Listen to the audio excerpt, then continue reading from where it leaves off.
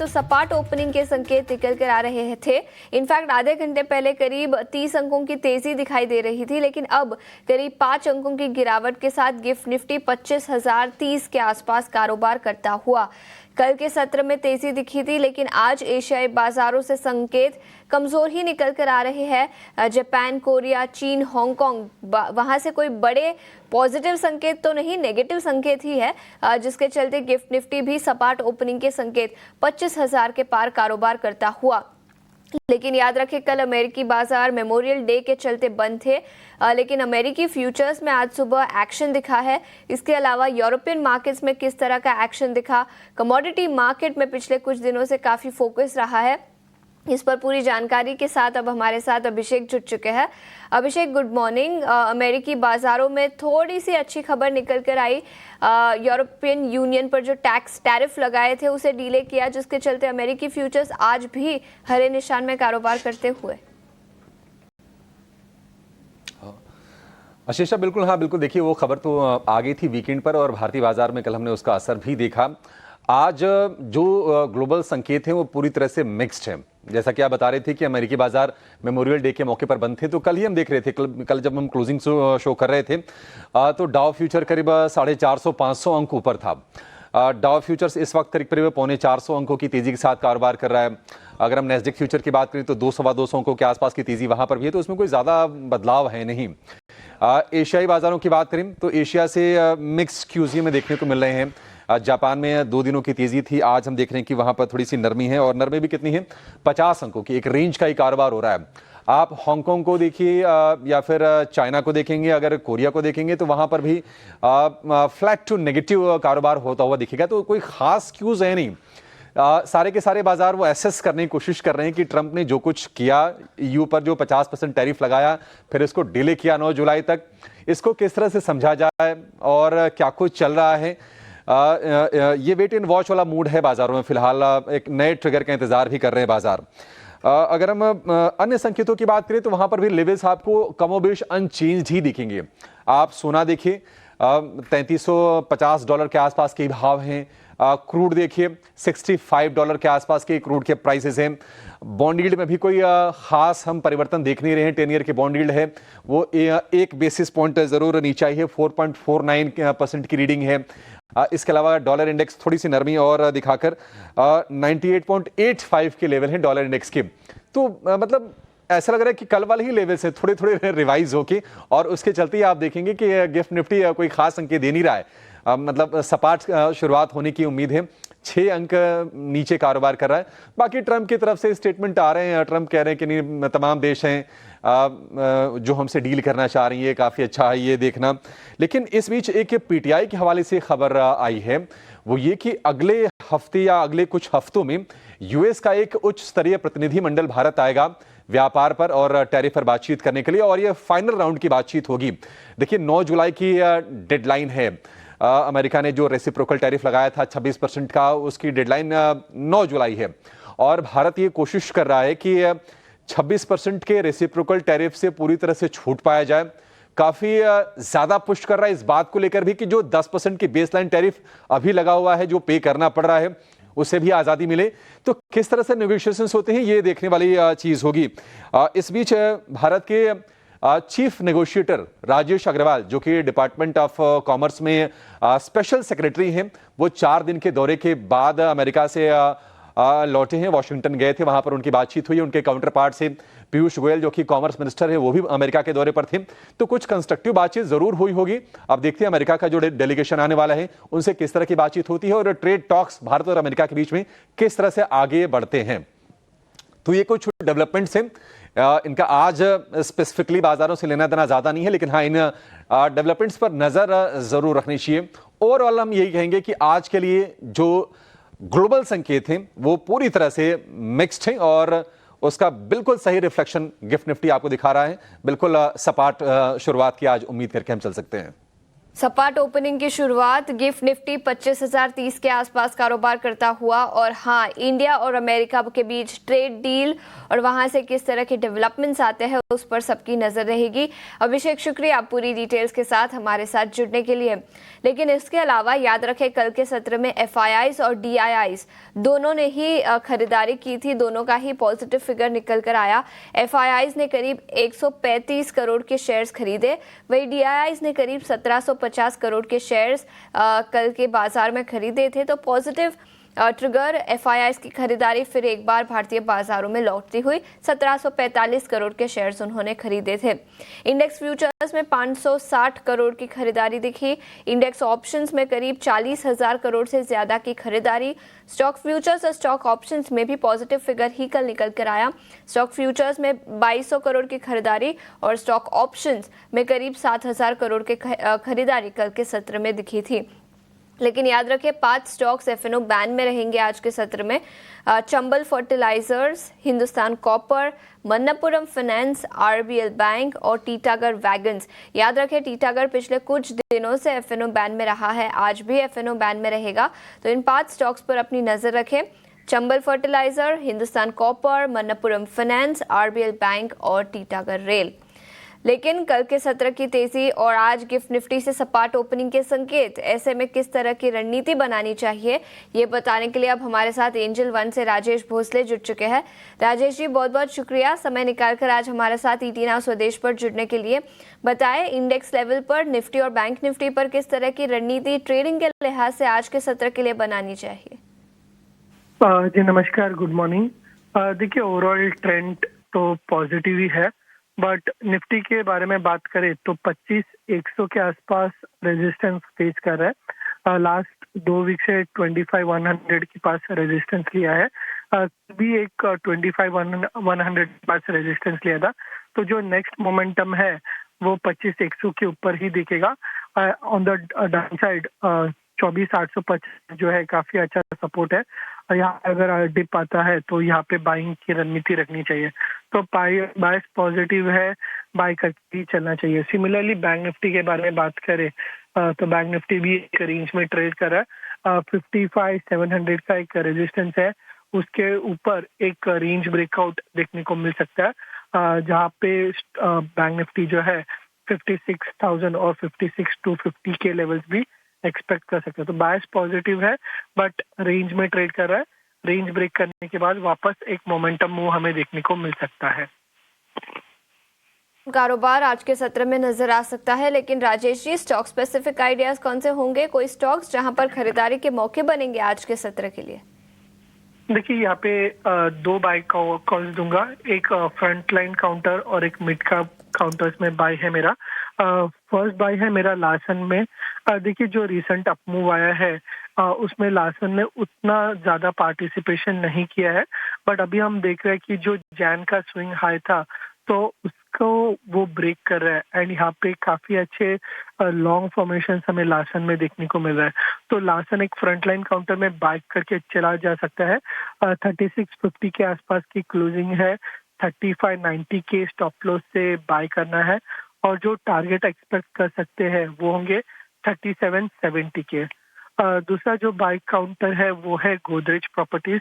देखिए, कल के सत्र में रियलिटी स्पेस में काफी अच्छा अट्रैक्शन था एंड गोदरेज प्रॉपर्टीज में काफी एक अच्छा टर्न अराउंड फॉर्मेशन देखने को मिल रहा है। तो 2246 के पास गोदरेज प्रॉपर्टीज ट्रेड कर रहा है और 2180 के स्टॉप लॉस से बाय कर सकते हैं। 2370 का न्यू टर्म टारगेट होगा।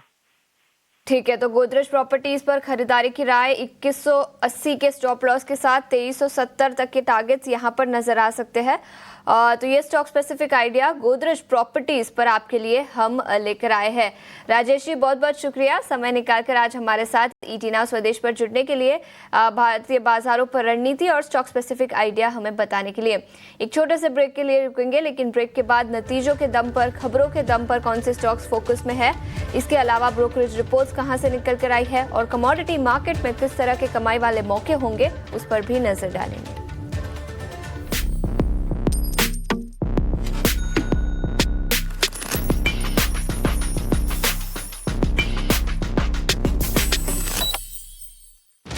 गिफ्ट निफ्टी से सपाट ओपनिंग के संकेत, लेकिन ऐसे में कई सारे नतीजे कल मार्केट आवर्स के बाद आए। स्टॉक स्पेसिफिक रिएक्शन काफी नजर आ सकता है आज के सत्र में। कैसे रहे नतीजे, स्टॉक्स किस तरह से रिएक्ट कर सकते हैं, ये बताने के लिए अब हमारे साथ शरद स्टूडियो में जुड़ चुके हैं। शरद, गुड मॉर्निंग। बताएं कौन से नतीजे, किस तरह के रहे वो नतीजे? आशीष, गुड मॉर्निंग। फार्मा स्पेस में जो है अच्छे नतीजे आए जा रहे हैं और ये क्वार्टर जो था वोलेटाइल एक्सपेक्टेड था, लेकिन देखिए कितना अच्छा परफॉर्मेंस दिया है। अर्निंग सीजन ऑलमोस्ट खत्म हो चुका है, सिर्फ 2 ही निफ्टी के अर्निंग्स बाकी है, थोड़े दिन में आने वाले हैं। और अर्निंग से भी बात कर लेते हैं तो औरोबिंदो फार्मा पे नज़र डाल लेंगे। यहाँ पे रेवेन्यू जो है लगभग 10% की बढ़ोतरी हुई है, नेट प्रॉफिट फ्लैटिश रही है, बट लार्जली जो एनालिस्ट एस्टिमेट है उसको बीट किया गया है। अगर उनकी परफॉर्मेंस के बारे में बात करें तो स्टॉक पे नज़र रखिएगा, खास करके इनके यूएस सेगमेंट में जो एक अच्छी परफॉर्मेंस भी देखने मिली है। शिल्पा मेडिकेयर, यहाँ पे largely mix set of numbers आए हैं, क्योंकि एक एक्सेप्शनल लॉस आइटम भी था, उसके कारण जो है बॉटम लाइन नंबर्स पे इम्पैक्ट पड़ा, बट नेट रेवेन्यू में लगभग 13% का उछाल भी आया है। Snyder electric largely inline set of numbers आया है, रेवेन्यू में 24% का उछाल आया, हालांकि मार्जिन्स में दबाव ज़रूर है, बट आप कह सकते हैं ये largely inline set of numbers है। और इंटरेस्टिंगली कंपनी ने अनाउंस भी किया है कि लगभग 6,000 पैनल की जो कैपेसिटी एडिशन है बड़ौदा प्लांट में करेंगे, और 40,000 ब्रेकर कैपेसिटी जो है कोलकाता प्लांट में एक्सपेंशन का प्लान रहेगा, तो इस पे नज़र रखिएगा। और आखिर में महाराष्ट्र सीमलेस पे भी नज़र रखिएगा, यहाँ पे कमज़ोर नतीजे आए हैं। बॉटम लाइन नंबर्स में थोड़ी इंप्रूवमेंट जरूर आई है, लेकिन जो काम का जो मुनाफा है वहाँ पे जो है आप देख सकते हैं कि 11% का गिरावट आया, और मार्जिन्स में भी बड़ी दबाव देखने मिली है। तो ये अहम स्टॉक्स है जो अर्निंग स्पेसिफिक जो है रिएक्शन दे सकते हैं। बिल्कुल, तो नतीजों के दम पर कई सारे stocks, Maharashtra seamless, Aurobindo pharma और कई स्टॉक्स पर शरद ने चर्चा की, और प्लेट भी आपके स्क्रीन पर। लेकिन इसके अलावा शरद, खबरों के दम पर भी कुछ स्टॉक्स फोकस में रहेंगे। कौन से वो स्टॉक्स होंगे और कहाँ पर खबरें निकल कर आएगी? जी बिल्कुल आशीषा, बहुत सारे इंपॉर्टेंट ब्लॉक्स हो रहे हैं, और ये ब्लॉक्स हो रहे हैं, एक इंपॉर्टेंट बात बताता हूँ कि साइकिल के एकदम अप साइकिल पे हो रही है। जो सेक्टर में मूव आ रही है वहां पे अप साइकिल है, और वहां पे प्रमोटर हाईएस्ट लेवल्स बेच रहे हैं, तो रिटेल के लिए तो ये प्रॉब्लम जरूर होगा अगर डीआई की अब्जॉर्प्शन स्ट्रांग नहीं हुई तो पीजी पे इलेक्ट्रोप्लास जो है सबसे पहला रहेगा। ये big accident of the day भी हो सकता है। यहाँ पे प्रमोटर्स लगभग 6% स्टेक की बिकवाली करेंगे। कुल वैल्यू जो है 1180 करोड़ रुपए का रहने वाला, फ्लोर प्राइस 4% डिस्काउंट पे है। स्टॉक में एक बड़ी रैली हमने ऑलरेडी देखी हुई है, तो यहाँ पे मुनाफा वसूली या सेलिंग आ सकता है अगर डीआई की अब्जॉर्प्शन अच्छी नहीं रही तो। इलेक्ट्रा ग्रीनटेक के लिए भी नेगेटिव न्यूज़ फ्लो है। महाराष्ट्र ट्रांसपोर्ट मिनिस्टर ने जो ट्वीट किया, जहाँ पे उन्होंने डायरेक्ट किया ऑफिशियल्स को कि उनके बसों की जो 5,150 बस हैं उनके टेंडर को वो कैंसिल कर सकते हैं, क्योंकि वो डिलीवरी टाइमलाइंस को मीट नहीं कर पा रहे। तो इलेक्ट्रा ग्रीनटेक का नाम उन्होंने ट्वीट में नहीं लिया है, लेकिन उन्होंने मेंशन किया एग्जैक्ट नंबर ऑफ ऑर्डर्स, और हमने वो चेक किया, तो इलेक्ट्रा ग्रीनटेक के लिए नेगेटिव ज़रूर है। एक बड़ा ऑर्डर स्टेट गवर्नमेंट से रद्द हो रहा है। इंटरग्लोब एविएशन की बात करें तो यहाँ पे प्रमोटर राकेश गंगवाल लगभग 3.4% स्टेक की बिकवाली करेंगे। 6,830 करोड़ का ये आंकड़ा आता है, 4.5% डिस्काउंट पे जो है ये डील हो रही है, फ्लोर प्राइस है। और 5 अहम स्टॉक्स हैं जो एफएनओ सेगमेंट में आने वाले हैं जून 27 से 361 वैम, एम्बर एंटरप्राइजेस, केफिनटेक और पीजी इलेक्ट्रोप्लास जो है एफएनओ सेगमेंट में शामिल होंगे। बीएससी के लिए जो है सेंटिमेंटली नेगेटिव न्यूज़ फ्लो है। बहुत इंपॉर्टेंट डेवलपमेंट्स हुई है कल, खास करके एक्सचेंजेस के एक्सपायरी को लेके। यहाँ पे सेबी ने कहा कि एक्सचेंजेस अलाउ कर रहे हैं सिर्फ ट्यूसडे या थर्सडे को ही एक्सपायरी हो सकती है। जो डेडलाइन है, जो नई सबमिट किया जाएगा प्लान को सेबी को, वो है 15 जून को। एनएससी ने भी रिक्वेस्ट किया है कि उनको ट्यूसडे का एक्सपायरी डे मिले। तो ऑफकोर्स अनलिस्टेड स्पेस में जो है आईपीओ का भी बस के कारण जो है एनएससी के भाव भी बढ़ गए हैं। 1600 से 1800 के बीच जो ये आंकड़ा आ चुका है, और ओवरऑल बीएससी में भी जो है थोड़ी sentimentally negative news flow develop हो रही है, और उन्होंने थोड़ी मुनाफा वसूली भी देखा। एनएचपीसी की बात करें तो कमीशन कर रहे 3 यूनिट 250 मेगावाट ईच सुभानश्री जो है हाइड्रो इलेक्ट्रिक प्रोजेक्ट्स को लेके जून 2025 से। और आखिर में मदरसन सुमी वायरिंग पे भी नज़र रखिएगा, स्टॉक के लिए पॉजिटिव न्यूज़ फ्लो है। 29 मई को जो है बोर्ड कंसिडर करने वाली है बोनस इश्यू। तो ये अहम स्टॉक्स है जिस पे आपकी आज नज़र होनी चाहिए, यहाँ पे आपको आज एक्शन दिखेगा। बिल्कुल, तो कई सारे स्टॉक्स जो खबरों के दम पर आज के सत्र में फोकस में रहेंगे। शरद, शुक्रिया पूरी डिटेल्स के साथ हमारे साथ जुड़ने के लिए। लेकिन आगे बढ़ते हैं, कमोडिटी मार्केट पर नजर डालते हैं। याद रखें पिछले कुछ दिनों से काफी एक्शन दिखा है। सेफ हेवन डिमांड बढ़ी थी जब से ही जियोपॉलिटिकल टेंशंस फिर से एक बार आए थे। अमेरिका और यूरोपियन यूनियन पर टैरिफ वॉर को लेकर पिछले कुछ दिनों से चिंता थी, लेकिन over the weekend Donald Trump का फिर एक बार बयान निकल कर आया कि 9 जुलाई तक ये डिले किया गया है और उसके बाद शायद कुछ कमेंट्री निकल कर आएगी। तो अभी के लिए पॉजिटिव खबर है सोने के लिए, और जिसके चलते सेफ हेवन डिमांड कम होती हुई नजर आई और सोने में फिर एक बार कल ग्लोबल बाजारों में कमजोरी दिखी और MCX भी सोना करीब ½ % की गिरावट के साथ कारोबार करता हुआ। लेकिन कमोडिटी मार्केट पर रणनीति बताने के लिए अब हमारे साथ HDFC सिक्योरिटीज के अनुज गुप्ता जुड़ चुके हैं। अनुज सर, गुड मॉर्निंग, शुक्रिया समय निकालकर ET नाउ स्वदेश पर जुड़ने के लिए। सबसे पहले सोने और चांदी पर ही बात करेंगे। कल MCX पर गिरावट दिखी, आज के सत्र में किस तरह का एक्शन दिखेगा और किस तरह की रणनीति बनानी चाहिए निवेशकों को? Good morning. देखिए, मार्केट काफी रेंज में है। कल US मार्केट हॉलीडे था। आज हमें लगता है कि यहाँ पे खरीदारी के साथ ट्रेड देखने को मिल सकता है। तो गोल्ड और सिल्वर में खरीदारी की सलाह रहेगी। गोल्ड में करीबन 96,025 के आसपास खरीदारी करें अगस्त कॉन्ट्रैक्ट में। 95,080 का स्टॉप लॉस लगाएं। टारगेट 98,300 तक देखा जा सकता है। और सिमिलरली सिल्वर के अंदर भी जुलाई कॉन्ट्रैक्ट में 96,500 में खरीदारी करें। 94,120 का स्टॉप लॉस लगाएं। टारगेट 1,01,050 तक देखा जा सकता है। तो कहीं ना कहीं सेंटीमेंट पॉजिटिव होते हुए दिख रहे हैं। हमें लगता है कि जिस तरीके से डॉलर इंडेक्स में गिरावट है उसका डायरेक्ट असर गोल्ड सिल्वर पे पॉजिटिव हो सकता है। पॉजिटिव असर सोने और चांदी पर दिखेगा, लेकिन इसके अलावा कच्चे तेल और नेचुरल गैस, यहाँ पर किस तरह की रणनीति बनानी चाहिए? देखिए, क्रूड के अंदर भी हमें लगता है कि जो ट्रेड टॉक्स पॉजिटिव हुई है उससे क्रूड की डिमांड बढ़ सकती है। तो क्रूड के अंदर खरीदारी की सलाह रहेगी करीबन 5150 में। स्टॉप लॉस 5,075 का लगाएं। टारगेट करीबन 5420 तक देखने को मिल सकता है। तो क्रूड में बाय ऑन डिप्स की स्ट्रेटेजी यूज कर सकते हैं। ठीक है, तो ये नजरिया क्रूड ऑयल पर, लेकिन इसके अलावा industrial metals, zinc, lead, copper, aluminium, यहाँ पर कोई ट्रेड बनेगा आज अनुज सर? हाँ, देखिए, कॉपर में हमें लगता है कि एक रिकवरी का देखने को ट्रेंड मिल सकता है, क्योंकि यहाँ पर हमने एक अच्छा कंसोलिडेशन आते हुए देखा है और एक पॉजिटिव मोमेंटम में कॉपर आता हुआ दिखा है। चाइना की तरफ से भी स्टिमुलस पैकेज हमने देखा था, लास्ट वीक आया था, तो कहीं ना कहीं उससे बेस मेटल को सपोर्ट मिलेगा। तो कॉपर में खरीदारी का ट्रेड बना सकते हैं। 858 में स्टॉप लॉस 850 का लगाएं। टारगेट 875 तक हो सकता है। ठीक है, तो कॉपर पर खरीदारी की राय, 850 के स्टॉप लॉस के साथ 875 का टारगेट रखने की यहाँ पर सलाह। अनुज सर, बहुत बहुत शुक्रिया समय निकालकर आज हमारे साथ ET नाउ स्वदेश पर जुड़ने के लिए और कमोडिटी मार्केट पर अपनी रणनीति बताने के लिए। लेकिन आगे बढ़ते हैं, मौसम में बदलाव के कारण पावर की डिमांड में गिरावट देखने को मिल रही है। खबर की पूरी डिटेल्स लेकर हमारे संवाददाता प्रकाश प्रियदर्शी अब हमारे साथ जुड़ चुके हैं। प्रकाश, गुड मॉर्निंग। बारिश मुंबई और दिल्ली में भी, लेकिन इसके चलते पावर डिमांड पर नेगेटिव इम्पैक्ट दिखा है। बताएं, क्या डिटेल्स है आपके पास? देखिए, देश के कई हिस्सों में थंडर स्टॉर्म, भारी बारिश की वजह से पावर डिमांड में काफ़ी कमी देखने को मिली है। पिछले 10 दिनों के दौरान अगर आप देखें, खासकर मई महीने के दौरान पावर डिमांड में करीब 11% की कमी देखने को मिली है। ऊर्जा मंत्रालय के आंकड़ों के हिसाब से एक तरफ जहां मई महीने में 15 मई को पीक आवर पावर डिमांड जो कि 221 गीगावाट के आंकड़े के आसपास रिकॉर्ड हुआ था, उसमें कमी देखने को मिली है। और कल यानी कि 25 मई को ये 198 गीगावाट के करीब जो है वो रिपोर्ट हुआ है। उसी तरीके से दिन के दौरान जो मैक्सिमम डिमांड मीट किया गया है गवर्नमेंट की तरफ से, स्टेट गवर्नमेंट्स की तरफ से, उसमें अगर आप ऑल इंडिया लेवल पर देखें तो मई 15 को 230 गीगावाट का जो डिमांड है वो मीट की गई थी, जो कि घटकर मई 25 को 200 गीगावाट के आसपास रह गई। इसके अलावा यूपी में सबसे ज़्यादा पावर डिमांड देखने को मिली और जिसको कि स्टेट गवर्नमेंट ने मीट भी किया है, वो है करीब 27,417 मेगावाट। महाराष्ट्र में उसके बाद ये 22,495 मेगावाट के आसपास पीक आवर पावर डिमांड देखने को मिला। उसके अलावा सबसे इम्पॉर्टेंट बात यह है कि देश के किसी भी हिस्से में कहीं भी पावर शॉर्टेज की स्थिति नहीं है। सभी राज्यों ने पीक आवर पावर डिमांड को मीट किया है। जो पावर जनरेशन सोर्सेस हैं, चाहे वो सोलर हो, थर्मल हो, हाइड्रो हो, विंड हो, वहाँ से पावर जनरेशन में अच्छी ग्रोथ देखने को मिली है।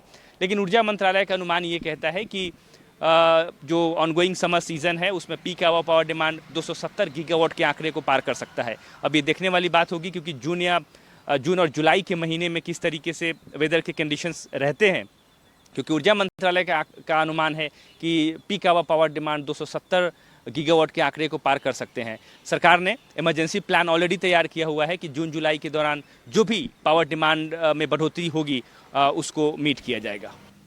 प्रकाश, शुक्रिया पूरी डिटेल्स के साथ हमारे साथ जुड़ने के लिए। तो मौसम में बदलाव और उसके चलते पावर डिमांड में पिछले कुछ दिनों से गिरावट दिखी है और ये ट्रेंड अगले कुछ दिनों तक कंटिन्यू होता हुआ नजर आ सकता है। गिफ्ट निफ्टी से सपाट ओपनिंग के संकेत, लेकिन ऐसे में किस तरह की रणनीति आपको बनानी चाहिए ये बताने के लिए कई सारे दिग्गज मेहमान हमारे साथ जुड़ेंगे। एक छोटे से ब्रेक के बाद बने रहिए हमारे साथ। नमस्कार।